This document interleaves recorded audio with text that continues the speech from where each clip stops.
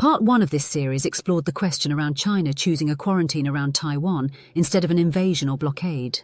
The use of a quarantine is a law enforcement operation versus a military operation if China chooses a blockade or an invasion of the island.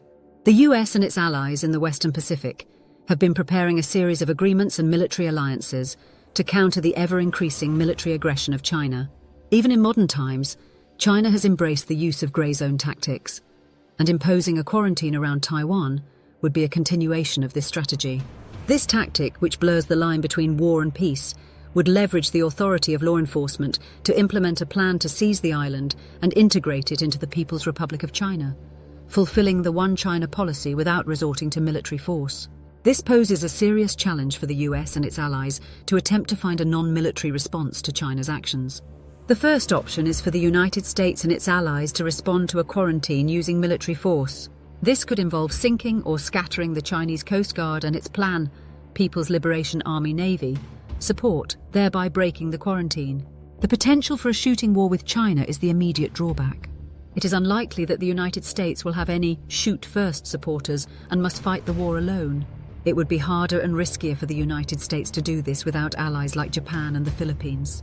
It is unlikely that this option will be seriously considered as the first response. The second option is to use its own law enforcement functions to enforce Taiwan's laws and escort cargo ships in and out of Taiwanese waters. This would require that the Taiwanese Coast Guard maneuver an escort around a much more numerous Chinese Coast Guard and China's maritime militia. Both Chinese organizations, as seen in the West Philippine Sea, are more than willing to ram ships that enter what they regard as their territorial waters. Due to the need to repair damaged vessels, the outnumbered Taiwanese Coast Guard would eventually run out of ships, significantly slowing down the process of escorting cargo ships into and out of Taiwanese ports. This would mean that Taiwan would suffer economic damage to its trade-based economy, which is one of China's primary goals during the quarantine. A third option is to use military aircraft or contracted civilian aircraft to fly into Taiwan and bring in and fly out supplies from the nation. While this can assist in meeting specific needs, the airlift capacity is woefully insufficient to supplant the goods transported by large container ships into and out of Taiwan ports, which are crucial to international trade in general and Taiwan specifically. A fourth option is to not do anything to break the quarantine, but enact a trade embargo with China that would require the cooperation of Japan, South Korea, the United Kingdom, the European Union and the United States, including the NAFTA partners of Mexico and Canada. The plan is to economically cripple China by prohibiting the import of Chinese-made goods and preventing any container ship that stops in China from entering the ports of the international partners. There would also need to be a customs regime set up to prevent any Chinese goods from being purchased and imported into these countries through a third party, as well as China from importing goods through a third party. There are many drawbacks to this option, as it would create economic pain for all the countries involved, not just China.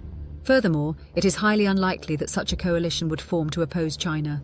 The EU has a larger GDP than the United States, but such a policy requires unanimous consent, and it is doubtful that the EU would consent to such a policy. If the EU or Japan did not participate in supporting the United States, this policy would likely fail quickly.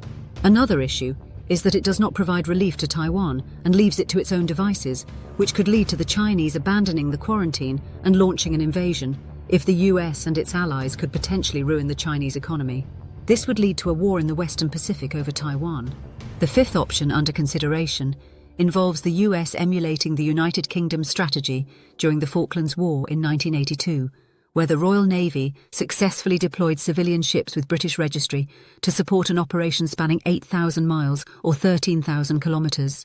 This allowed the Royal Navy to increase its cargo capacity to support a military operation that was 3,500 miles or 5,600 kilometres from the nearest friendly port. Operation Earnest Will in 1988 served as an example for the US, during which the US reflagged Kuwaiti oil tankers to fly the US flag. The United States Navy escorted these vessels to protect them from Iranian attacks on oil tankers in the Persian Gulf. This was part of Iran's ongoing war against Iraq, known as the Tanker War. An attack on a US-flagged ship would be considered an attack on the United States as a warning to Iran and Iraq not to attack tankers flying the US flag and under US Navy escort. There are not enough US-flagged ships that can carry the cargo required to maintain the volume of commerce passing through Taiwan's ports, but it would be an option. The Chinese Coast Guard would face a challenge in attempting to halt a US-flagged ship that is under escort. The US could also try to reach an agreement with international cargo carriers to allow the reflagging of their ships under the US flag to allow them access to the Taiwan ports with a US Navy escort. The problem lies in the likelihood of not allowing these reflagged ships to enter Chinese ports. As a result, these carriers would need to divide their fleet of international cargo carrying ships between those permitted to visit Chinese ports and those restricted to Taiwan ports. This decision would be based on their business model, which aims to mitigate the risk to their ships and address the rising insurance costs.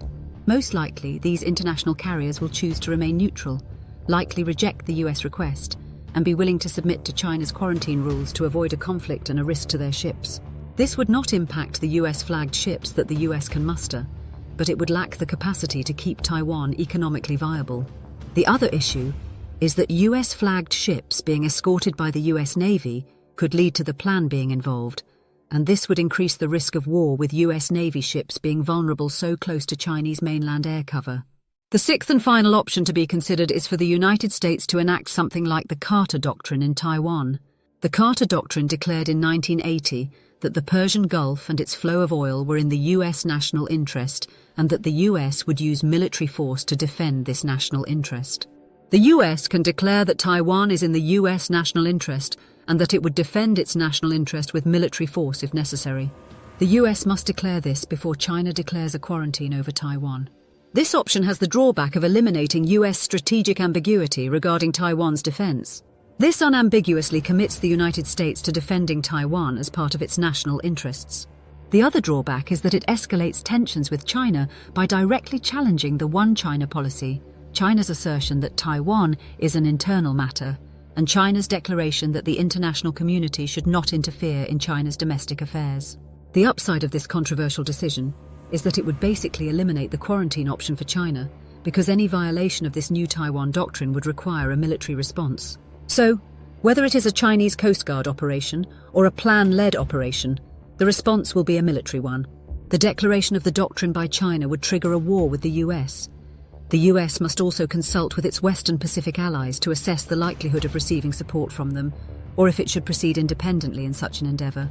This certainly is not an exhaustive list of potential US and allied responses to the Chinese grey zone tactic of establishing a quarantine around Taiwan, as there are potentially other options or variations of these options.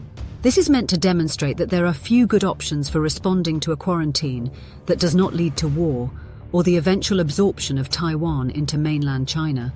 This is why the US is justifiably concerned about a quarantine and how it could possibly do all its work to form alliances to deter China as inert. The other issue is that Taiwan may decide to launch a military assault against China, choosing to risk a Chinese attack and potential invasion over a slow strangulation of the island. This could also lead to eventual involvement by the US and its allies, but this would be less clear, since in this case Taiwan initiated the hot war.